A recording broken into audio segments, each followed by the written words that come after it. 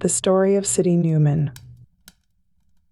The Caliph Harun al-Rashid was much pleased with the tale of the blind man and the dervish, and when it was finished he turned to the young man who had ill-treated his horse, and inquired his name also. The young man replied that he was called Sidi-Nouman.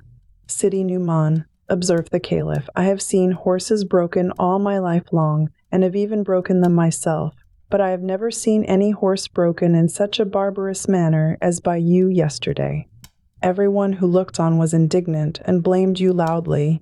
As for myself, I was so angry that I was very nearly disclosing who I was and putting a stop to it at once.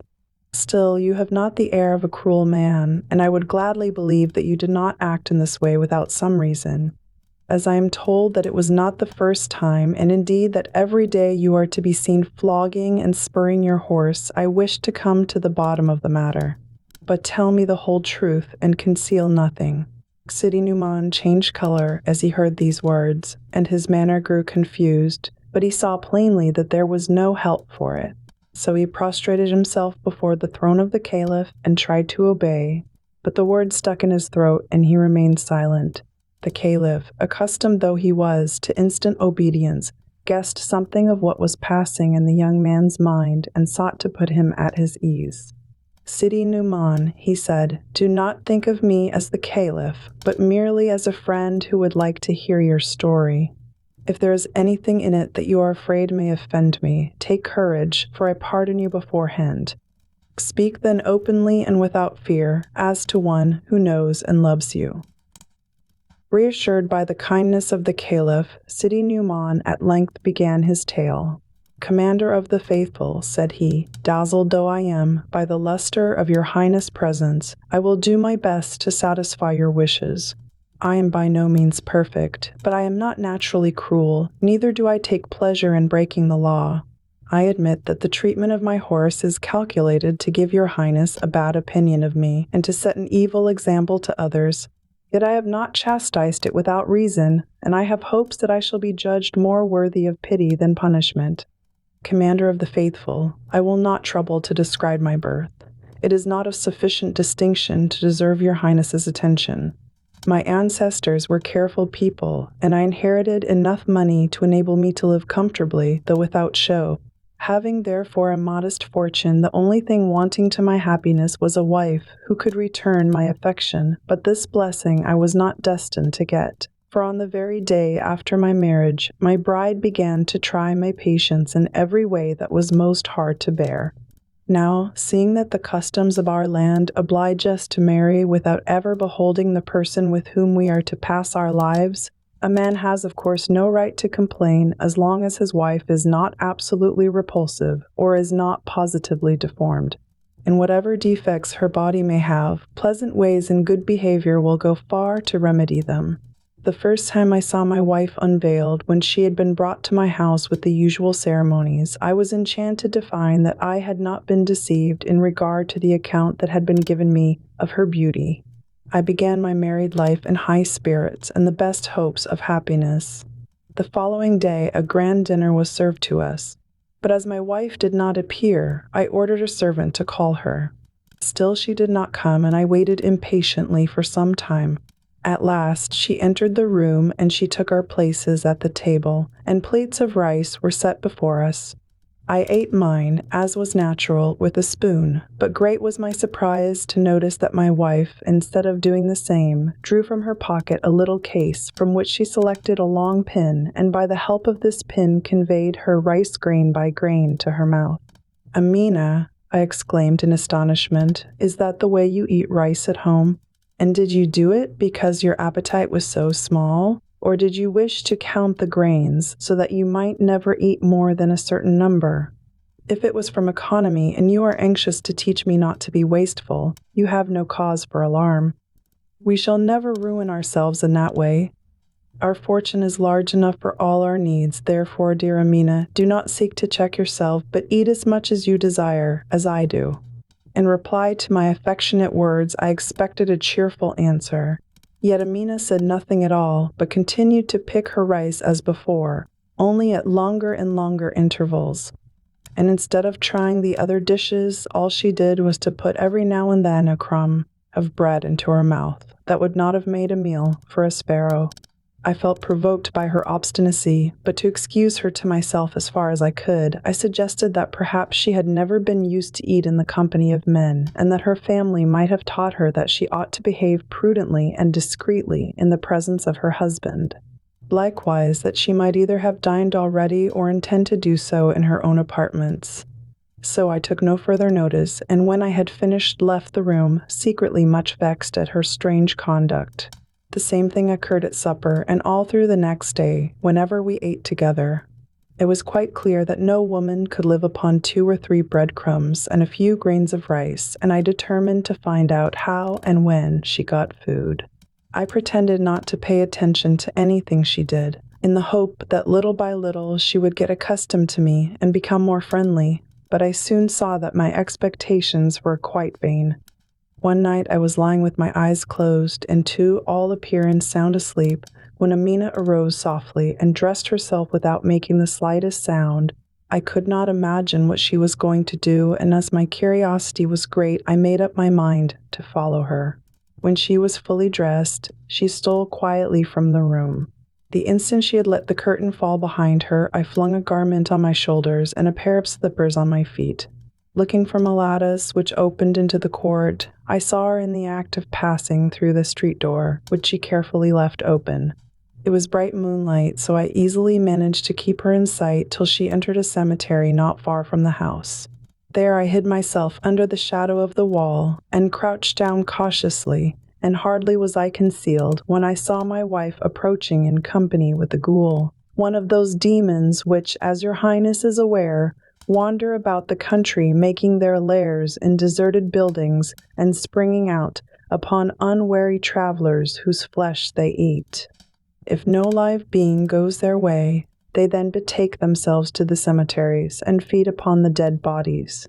I was nearly struck dumb with horror on seeing my wife with this hideous female ghoul.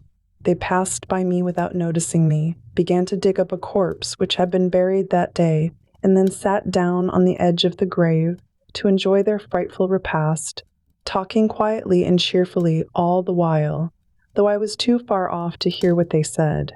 When they had finished, they threw back the body into the grave and heaped back the earth upon it. I made no effort to disturb them and returned quickly to the house, when I took care to leave the door open as I had previously found it.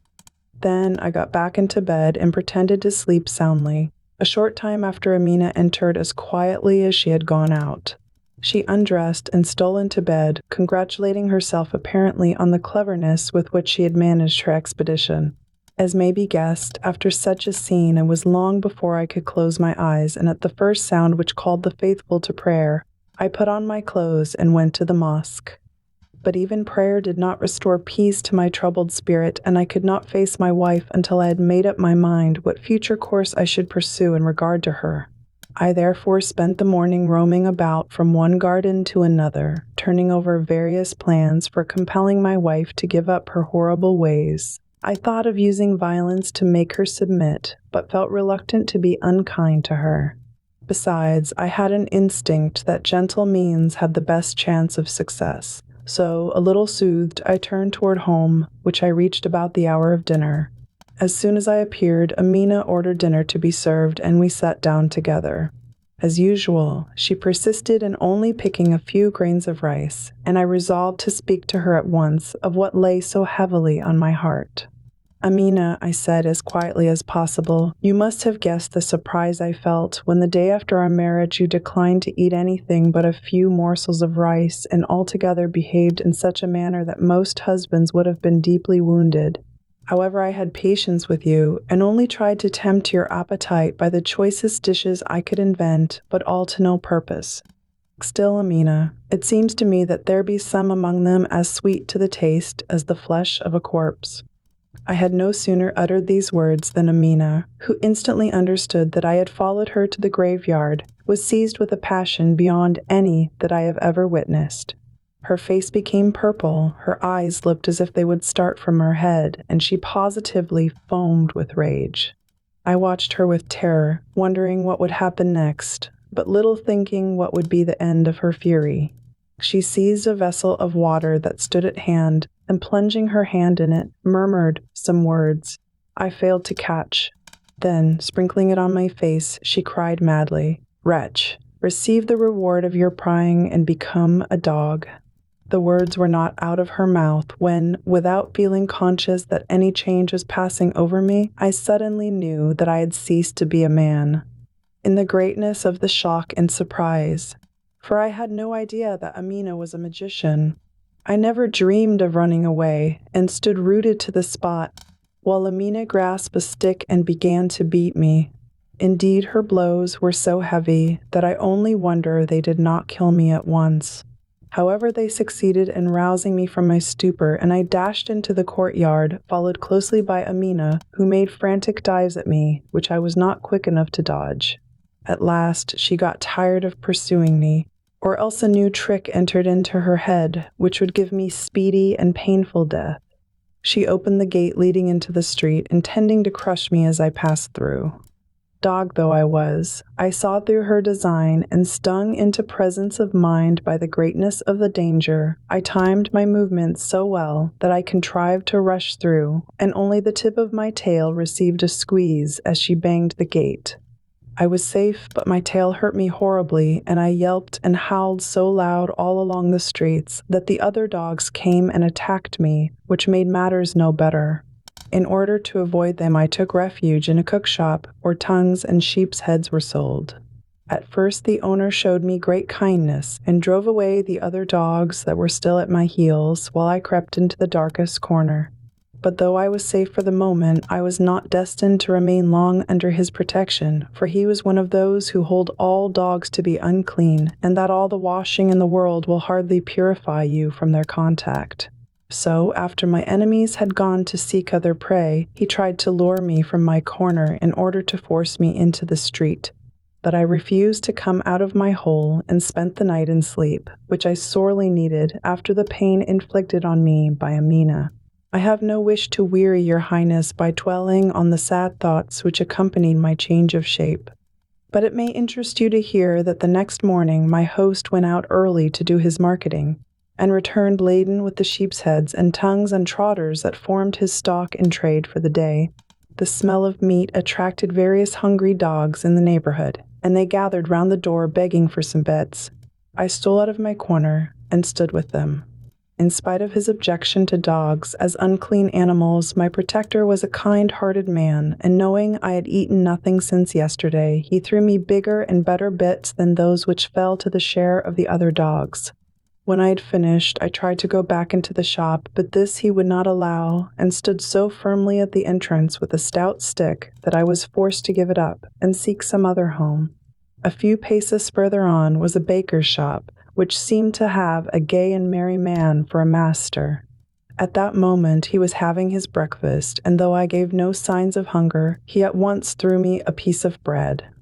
Before gobbling it up, as most dogs are in the habit of doing, I bowed my head and wagged my tail in token of thanks, and he understood and smiled pleasantly. I really did not want the bread at all, but felt it would be ungracious to refuse, so I ate it slowly, in order that he might see that I only did it out of politeness. He understood this also, and seemed quite willing to let me stay in his shop, so I sat down, with my face to the door, to show that I only asked his protection. This he gave me, and indeed encouraged me to come into the house itself, giving me a corner where I might sleep, without being in anybody's way. The kindness heaped on me by this excellent man was far greater than I could ever have expected. He was always affectionate in his manner of treating me, and I shared his breakfast, dinner, and supper, while on my side I gave him all the gratitude and attachment to which he had a right.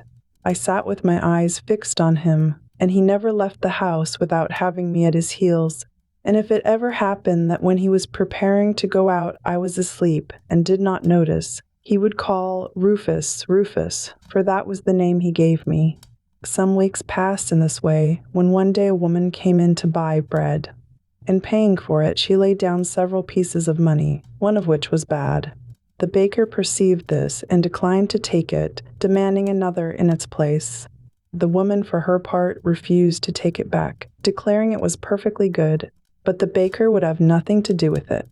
it is really such a bad imitation," he exclaimed at last, "that even my dog would not be taken in. Here, Rufus, Rufus!" And hearing his voice, I jumped onto the counter. The baker threw down the money before me and said, "Find out if there's a bad coin."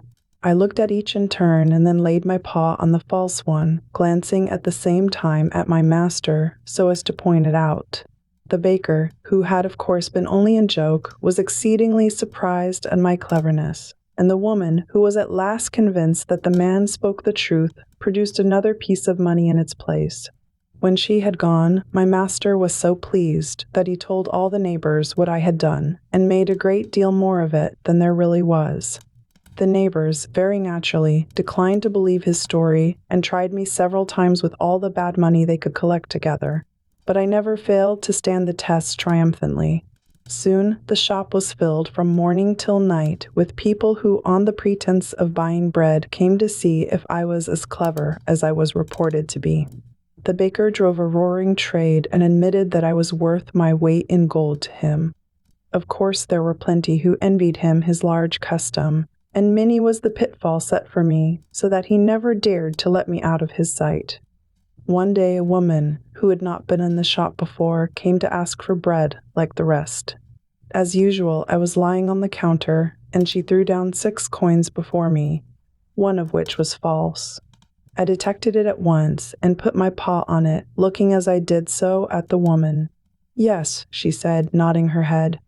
"You are quite right, that is the one." She stood gazing at me attentively for some time, then paid for the bread and left the shop, making a sign for me to follow her secretly. Now my thoughts were always running on some means of shaking off the spell laid on me, and noticing the way in which this woman had looked at me, the idea entered my head that perhaps she might have guessed what had happened, and in this I was not deceived.